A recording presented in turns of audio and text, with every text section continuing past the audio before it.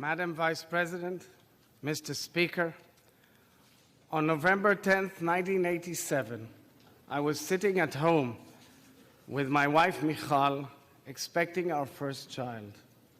We were watching the first Israeli president invited to address a joint session of Congress in honor of Israel's 40th Independence Day. That president was my father.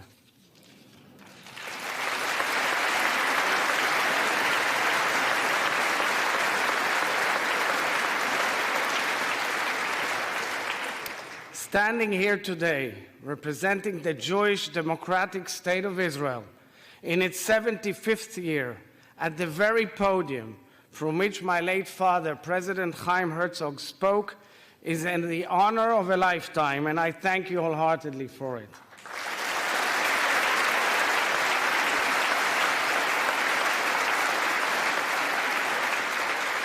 I was born and raised in Israel, but my father's diplomatic post at the United Nations brought my family to New York in the 1970s. During high school, I volunteered with the Legal Aid Society for the Elderly in Brooklyn, New York. I volunteered with the impoverished and the underprivileged elderly, including war veterans and Holocaust survivors who gave their best years to the country they loved. My mentor at the organization was a subtle, reserved professional. She was strictly business. The moment she broke character has remained with me for almost 50 years. It was the day she told me the love of her life died fighting for Israel. Her fiancé, a tall, bright American Jewish boy, was inspired by the Zionist dream and the Jewish people's desire for independence.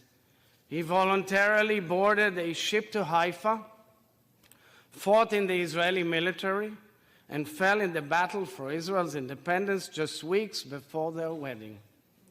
Although decades had gone by and she rebuilt her life, the cracks in her heart remained. That moment in which I learned of the life he gave for the state of Israel spoke to the very core of the bond forged between the people of the United States and the people of Israel. How the nations we built overcame loss. How deeply our stories complement each other's. How far we have all come together. Speaker McCarthy, I thank you for hosting this festive joint session of Congress celebrating the first 75 years of Israel's independence. Just a few weeks ago, during your first trip abroad as Speaker, you honored the Israeli people by addressing the Knesset in Jerusalem, the capital of the State of Israel and the Jewish people. Your sincere expression of friendship on behalf of the United States of America truly resonated with the Israelis. Thank you.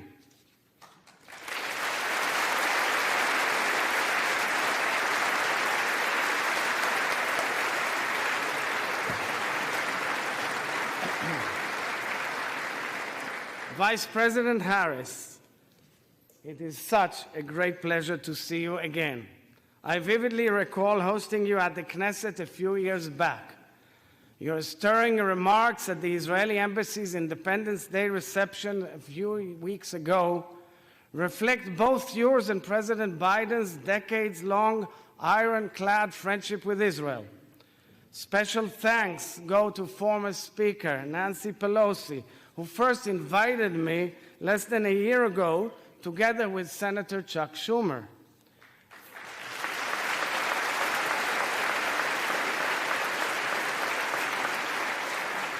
And special thanks to dear friends, Senate Minority Leader Senator Mitch McConnell and House Minority Leader Congressman Hakeem Jeffries for this bipartisan, bicameral invitation. And my thanks also to the distinguished members of the Escort Committee for greeting me so beautifully.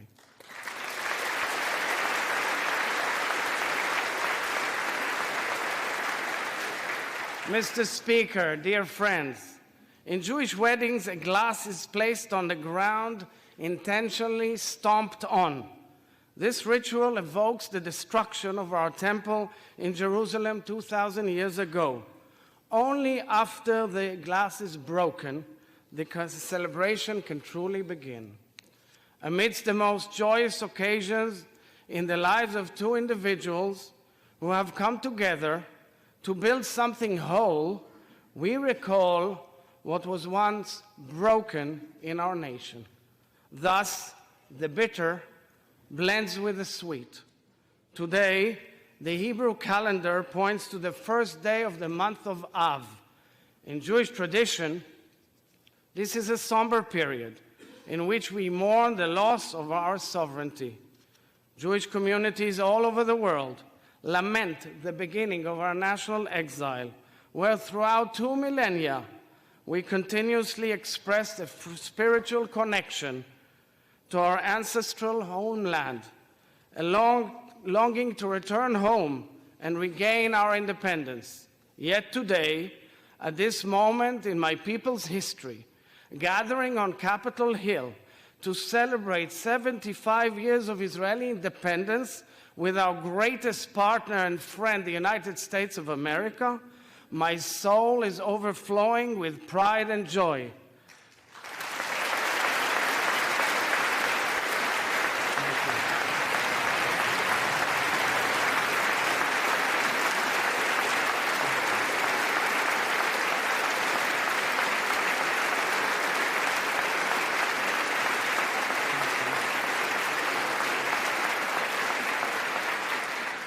The people of Israel are grateful to no end for the ancient promise fulfilled and for the friendship we have forged. In 1949, the President of the United States of America, Harry S. Truman, met with the chief rabbi of the newly established State of Israel, my grandfather, Rabbi Yitzchak Isaac Herzog, in the Oval Office. This was just a few years after each of them pleaded and campaigned for the rescue of Europe's Jews being slaughtered in the Holocaust by the Nazis. In speaking to President Truman, Rabbi Herzog thanked him for being the first world leader to officially recognize the State of Israel 11 minutes after its foundation.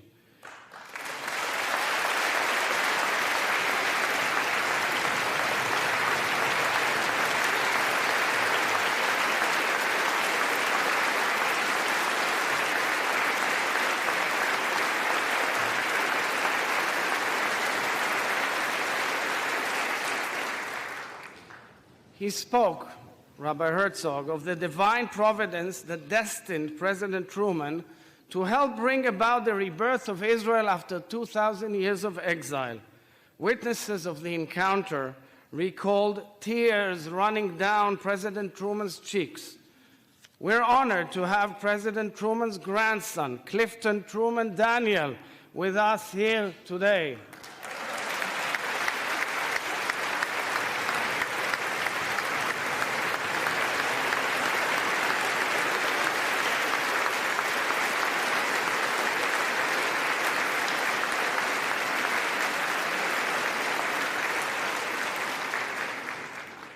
When the State of Israel was established in 1948, the land which the Almighty promised Abraham, to which Moses led the Israelites, the land of the Bible, of milk and honey, evolved into an exquisite land of democracy.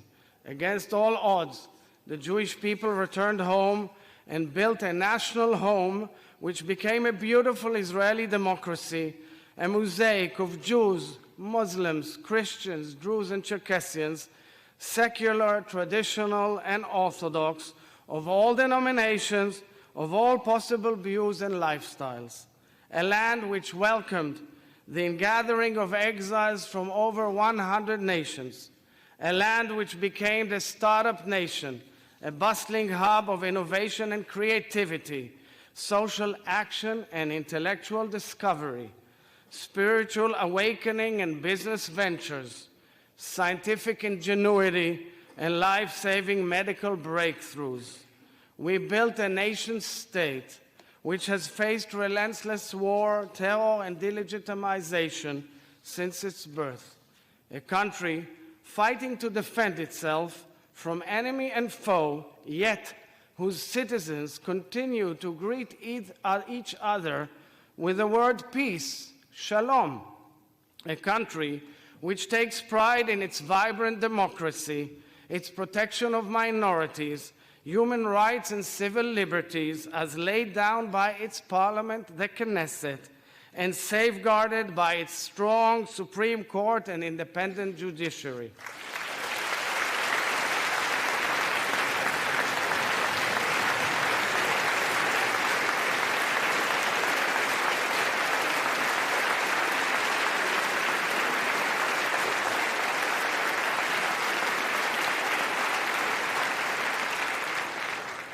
A state founded on complete equality of social and political rights to all its inhabitants, irrespective of religion, race, or gender, as stipulated explicitly in Israel's Declaration of Independence.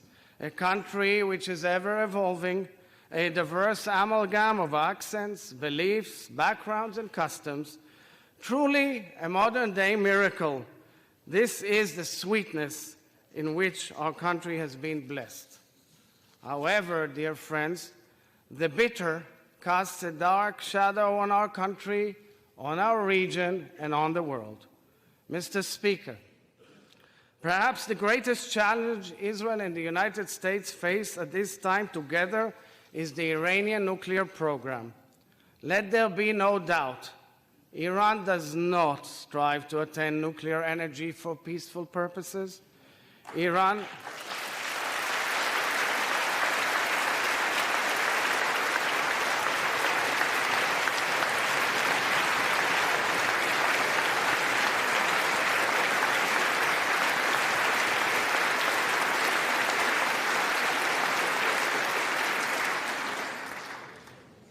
is building nuclear capabilities that pose a threat to the stability of the Middle East and beyond. Every country or region controlled or infiltrated by Iran has experienced utter havoc. We have seen this in Yemen, in Gaza, in Syria, in Lebanon, in Iraq. In fact, we have seen this in Iran itself, where the regime has lost its people and is suppressing them brutally. Iran has spread hatred, terror, and suffering throughout the Middle East and beyond, adding fuel to the disastrous fire and suffering in Ukraine. Iran is the only nation on the planet publicly calling, plotting, and developing means to annihilate another nation, and members of the family of nations, the State of Israel. Israel has no border with Iran. Israel has no resources contested by Iran. Israel has no conflict with the Iranian people. And yet, the Iranian regime, together with its proxies throughout the Middle East, is aiming and working towards destroying the State of Israel, killing the Jews, and challenging the entire world, the entire free world. Allowing Iran to become a nuclear threshold state, whether by omission or by diplomatic commission, is unacceptable.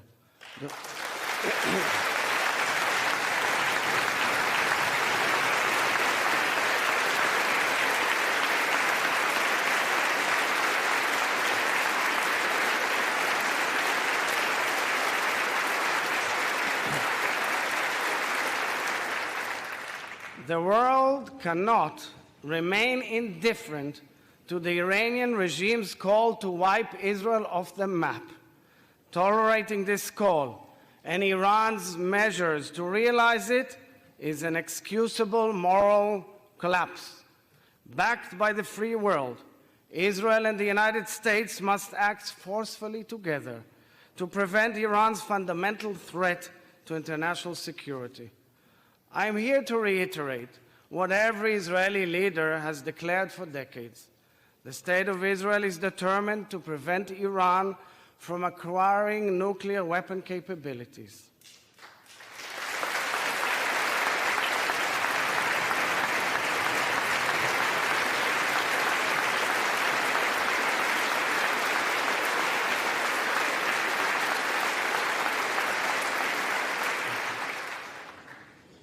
Mr. Speaker, we are proud to be the United States' closest partner and friend.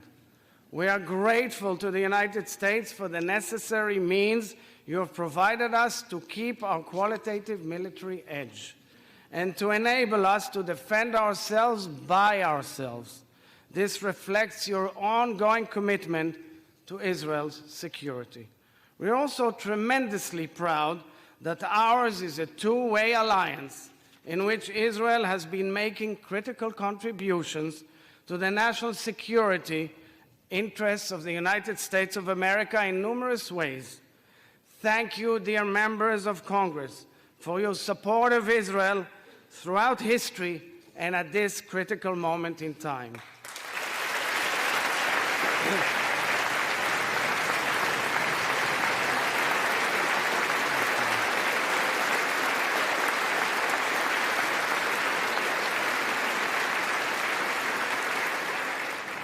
Mr. Speaker, there is no question that the peace which the United States brokered between Israel and its neighbors has revolutionized the Middle East.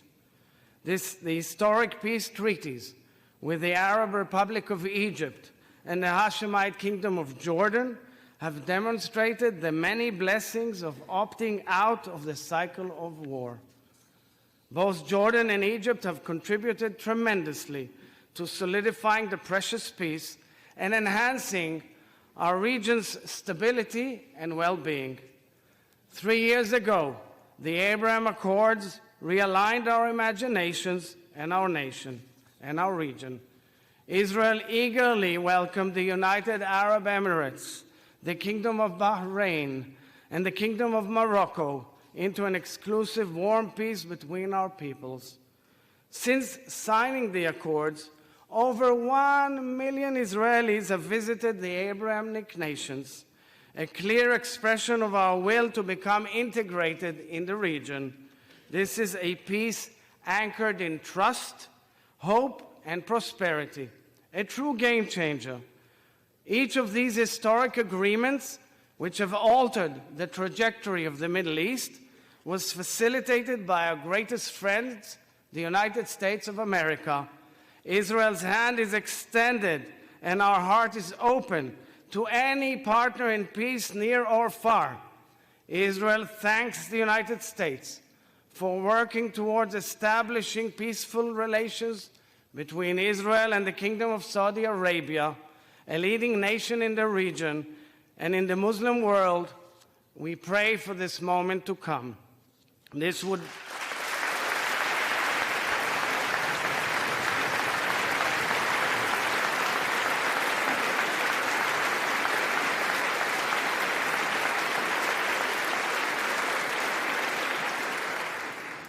would be a huge sea change in the course of history in the Middle East and the world at large.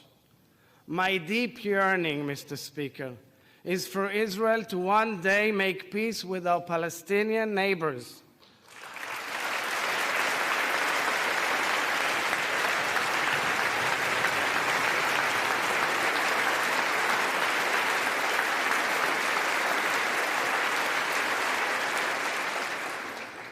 Over the years, Israel has taken bold steps towards peace and made far-reaching proposals to our Palestinian neighbors. However, true peace cannot be anchored in violence, notwithstanding the deep political differences and the numerous challenges that surround the Israeli-Palestinian conflict and relations, and I do not ignore them. It should be clear that one cannot talk about peace while condoning and legitimizing terror implicitly or explicitly. True peace cannot be anchored in violence.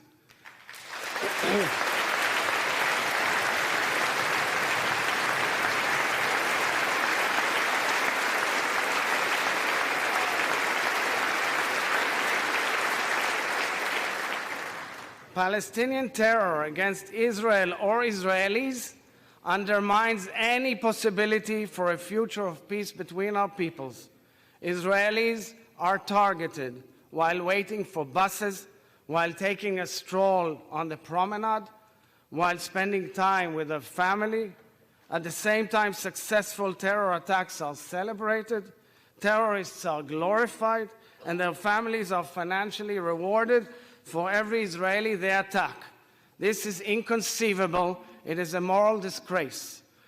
Terror is not a bump in the road. Terror is hatred and bloodshed. It contradicts humanity's most basic principles of peace. Israel cannot and will not tolerate terror, and we know that in this we are joined by the United States of America.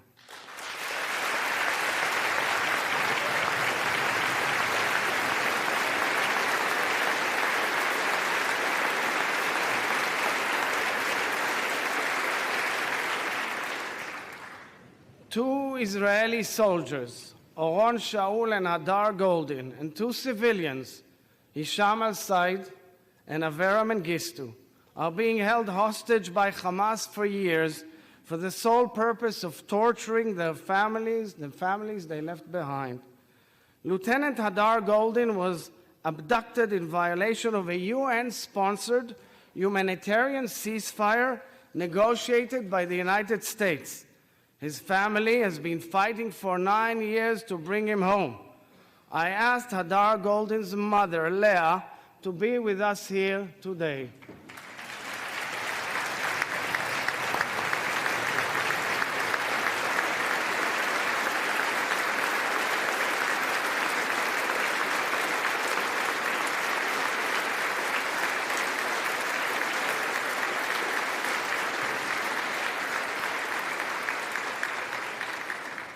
We pray for her son's return, as well as the 3 other Israelis. We pray for the fulfillment of Isaiah's prophecy. Nation shall not take up sword against nation, neither shall they know war anymore. The younger generation of Israelis and Palestinians deserve better. They are all worthy of a future to look towards, a future of peace and prosperity, a future of hope, and I'm wholeheartedly committed to this vision, a vision of hope and peace, true peace, without any terror.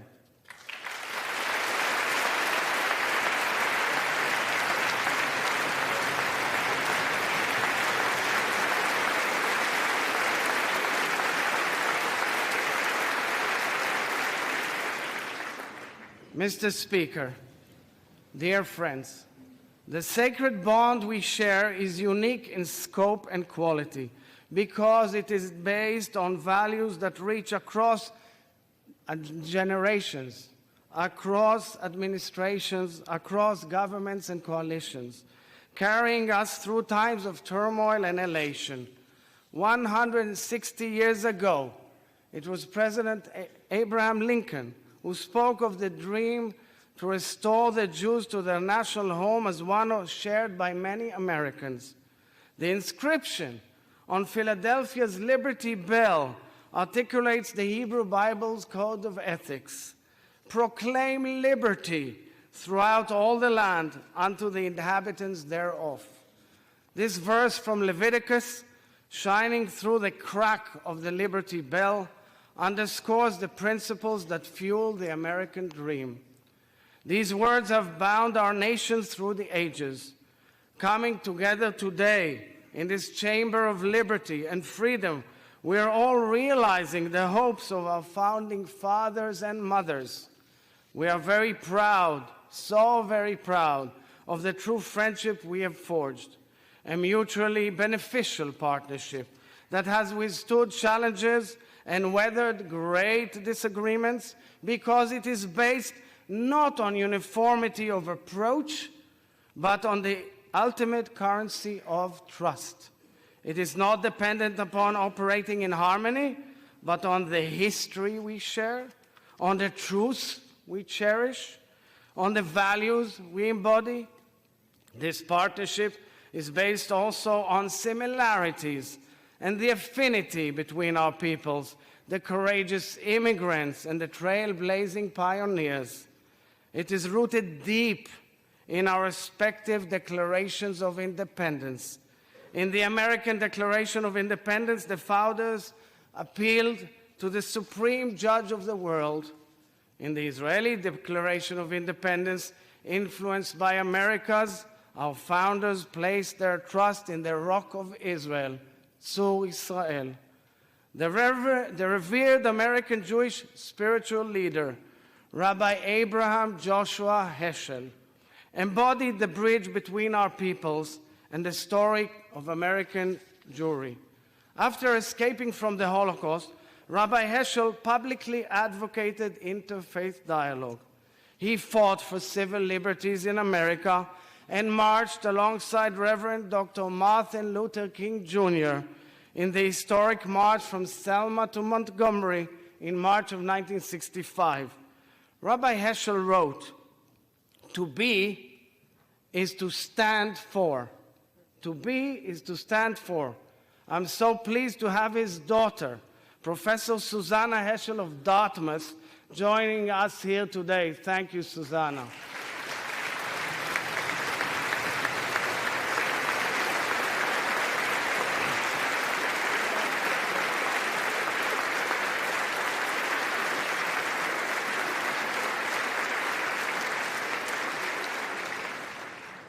Susanna, your father reminds us that the principles we defend make us what we are. Ultimately, Israel and the United States stand, and indeed have always stood, for the same values. Our two nations are both diverse, life-affirming societies that stand for liberty, equality, and freedom. At our core, both our peoples seek to repair the cracks in the world. Having said this, I'm really well aware that our world is changing. A new generation of Israelis and Americans are assuming leadership roles, a generation that was not privy to the hardship of Israel's formative years, a generation that is less engaged in the roots that connect our peoples, a generation that perhaps takes for granted the U.S.-Israel relationship. Yet, at this moment, I am optimistic, because to me it is clear that the shift in generations does not reflect changing values, nor does it indicate changes in our interests. When the United States is strong, Israel is stronger.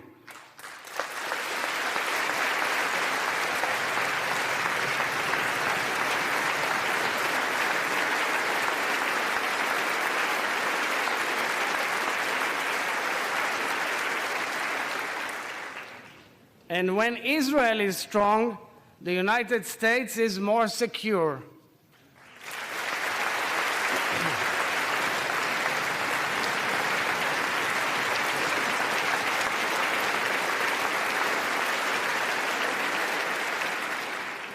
Today, my dear friends, we are provided the opportunity to reaffirm and redefine the future of our relationship. Each of us here has a decisive role in the future we are building. Many of the challenges Israel and the United States face are similar. We are all experiencing a tumultuous shift in balance, evident in countless areas: geopolitical unrest, big power competition, catastrophic war in Ukraine, pandemics, climate crisis, the unknown of artificial intelligence, energy shortages, food insecurity, scarcity of water and desertification, global terror, social polarization, and the attempts to destabilize democracy. Each of these challenges present an opportunity to seek out solutions together, which will benefit the global community. Israel has the ability to contribute in a unique, significant fashion to addressing these challenges. Israel and the United States are world leaders in aiding countries whose peoples have suffered. Our collaborative capabilities, coupled with our mutual beneficial partnership, are the key to the future of our children. To us, it is clear that America is irreplaceable to Israel and Israel is irreplaceable to America.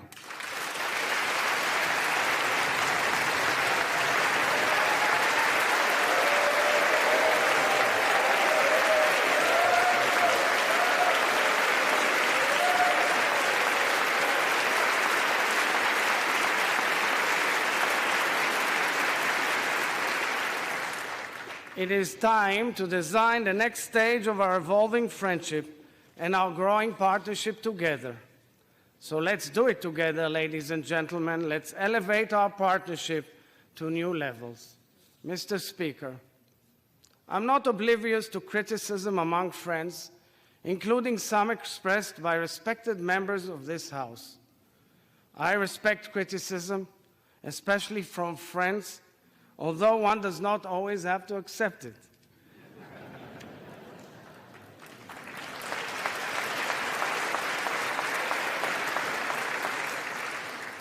But criticism of Israel must not cross the line into negation of the State of Israel's right to exist.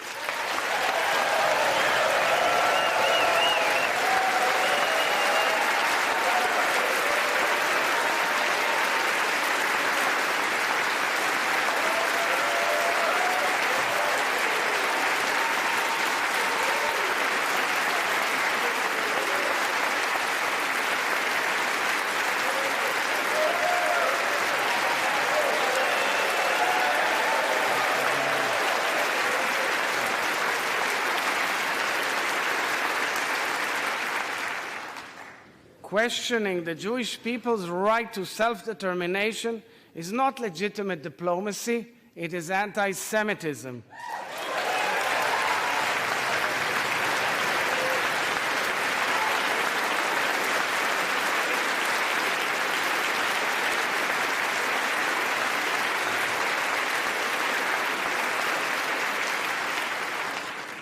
Vilifying and attacking Jews, whether in Israel, in the United States, or anywhere else in the world, is anti-Semitism.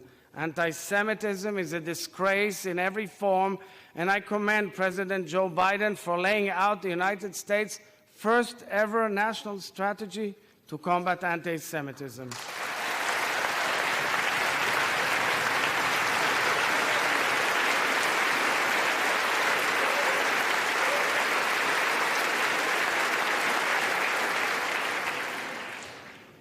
Dear friends, it's no secret that over the past few months, the Israeli people have engaged in a heated and painful debate. We have been immersed in voicing our differences and revisiting and renegotiating the balance of our institutional powers in the absence of a written constitution. In practice, the intense debate going on back home, even as we speak, is the clearest tribute to the fortitude of Israel's democracy.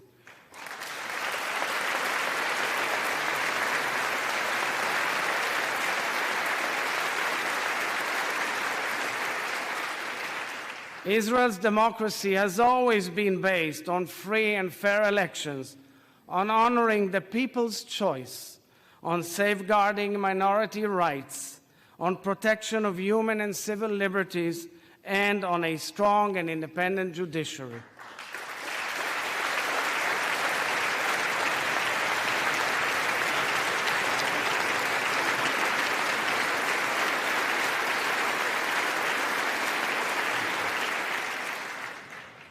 Our democracy is also 120 members of Knesset, comprised of Jews, Muslims, Christians, Druze, representing every opinion under the Israeli sun, working and debating side by side.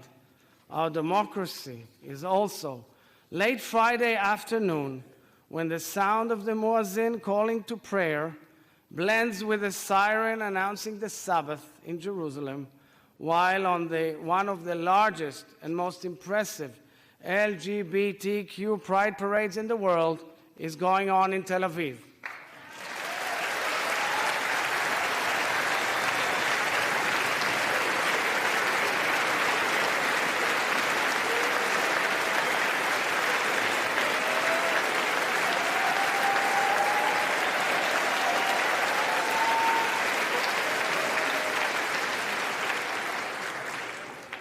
Our democracy is also reflected in protesters taking to the streets all across the country to emphatically raise their voices and fervently demonstrate their points of view. Our democracy is the blue and white Israeli flag, waved and loved by all Israelis taking part in the debate. I am well aware of the imperfections of Israeli democracy, and I'm conscious of the questions posed by our greatest of friends. The momentous debate in Israel is painful and deeply unnerving because it highlights the cracks in the whole, within the entire whole. And as President of Israel, I am here to tell the American people and each of you that I have great confidence in Israeli democracy. Although we are working through sour issues, just like you, I know our democracy is strong and resilient. Israel has democracy in its DNA.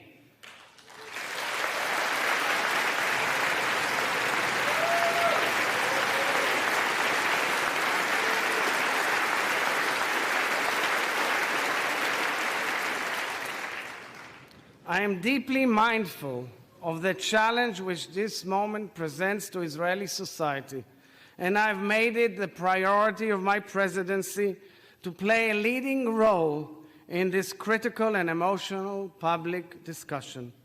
I will say to you, dear friends, in English, what I've said to my people, my sisters and brothers in Hebrew back home. As a nation, we must find a way to talk to each other, no matter how long it takes. As head of state, I will continue doing everything to reach broad public consensus and to preserve, protect, and defend the state of Israel's democracy.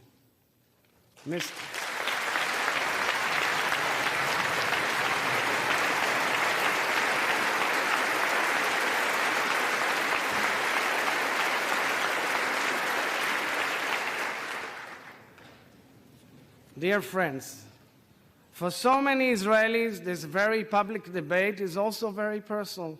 It is now a little after 6 p.m. in Israel.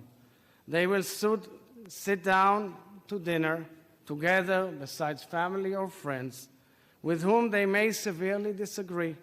But they are and they will always remain family. Israel and the United States will inevitably disagree on many matters. But we will always remain family. Our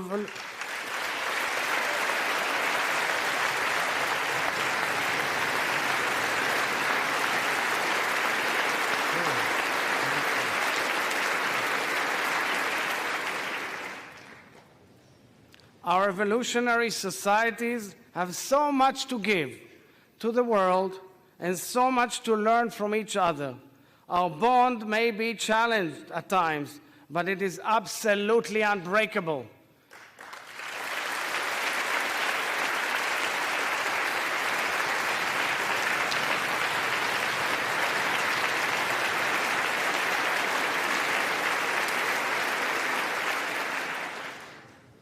The Israeli national anthem, Hatikva, is a song of hope. The late Rabbi Lord Jonathan Sacks wrote that in Judaism, hope is an active virtue which requires a great deal of courage. Hope is the belief that together we can make the world better, that we can overcome any setback and heal the fractures in our world. Israel's first 75 years were rooted in an ancient dream. Let us base our next 75 years on hope, our shared hope that we can heal our fractured world as the closest of allies and friends. Thank you, members of both houses, for celebrating Israel's independence. Am Yisrael Chai.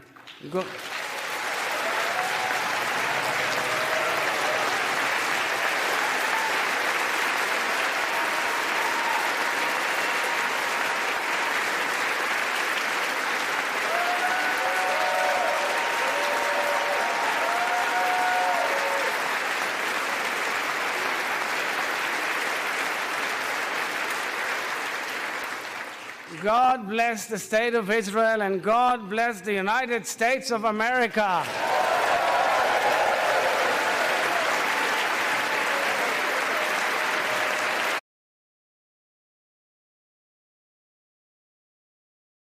Thanks for watching our YouTube channel. Follow today's top stories and breaking news by downloading the NBC News app.